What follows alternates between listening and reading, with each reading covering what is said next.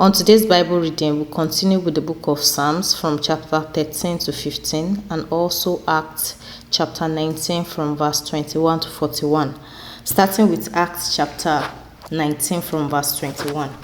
After these things had happened, Paul made up his mind to travel through Macedonia and Asia and go on to Jerusalem. After I go there, he said, I must see Rome. So he went with Timothy and Erastus, two of his helpers, to Macedonia, while he spent more time in the province of Asia.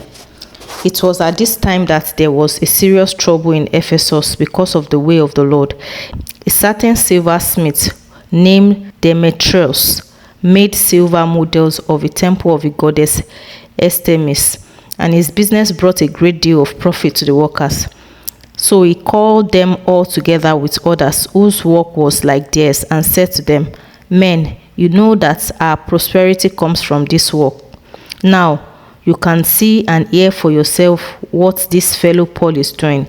He says that handmade gods are not gods at all, and he has succeeded in convincing many people both here in Ephesus and in nearby the whole province of Asia.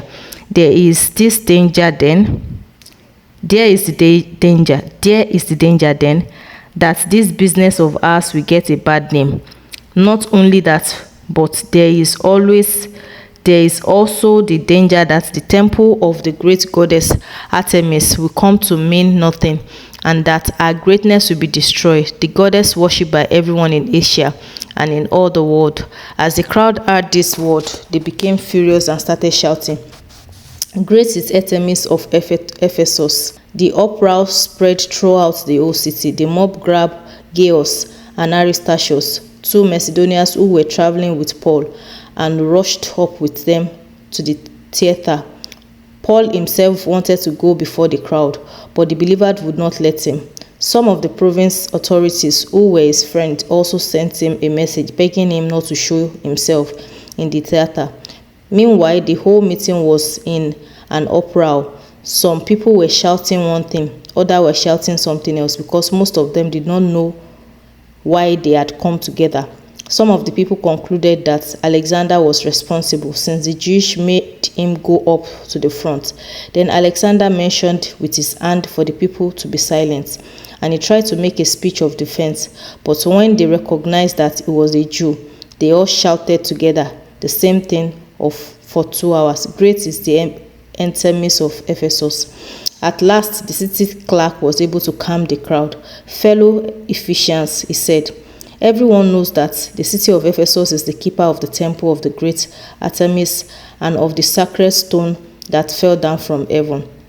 Nobody can deny these things. So then, you must calm down and not do anything reckless. You have brought these men here, even though they have not robbed temples or said evil things about our goddess. If Demetrius and his workers have an accusation against anyone, we have the authority and the regular days for court. Charges can be made there. But if there's something more that you want, it will have to be settled in a legal meeting of citizens. For after what has happened today, there is the danger that we will be accused of a riot.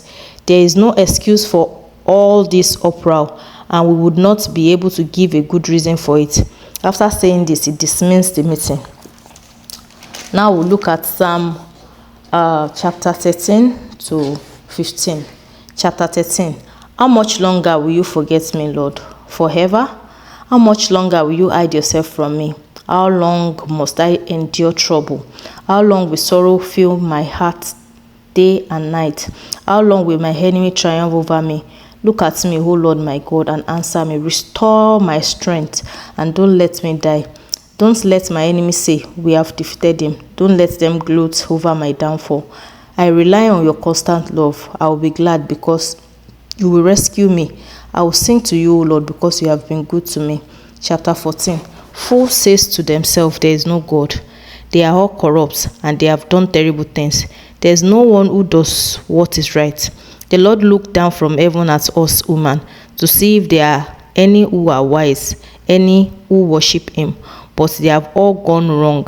They are all equally bad. Not one of them does what is right, not a single one. Don't they know? Ask the Lord. Are all the evildoers ignorant? They live by robbing by my people, and they never pray to me.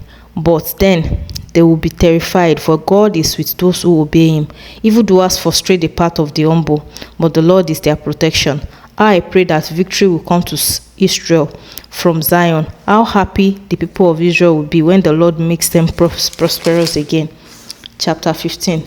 Lord, who may enter your temple, who may worship on Zion, your sacred hill? Those who obey God in everything and also do what is right, whose words are true and sincere, and who do not slander others. They do no wrong to their friends, nor spread rumor about their neighbors. They despise those who God rejects, but honor those who obey the Lord. They always do what they promise, no matter how much it may cost. They make loan without charging interest and cannot be bribed to testify against the innocent. Whoever does these things will always be secured. Hallelujah. Check in caption for the summary of today's Bible reading. See you tomorrow.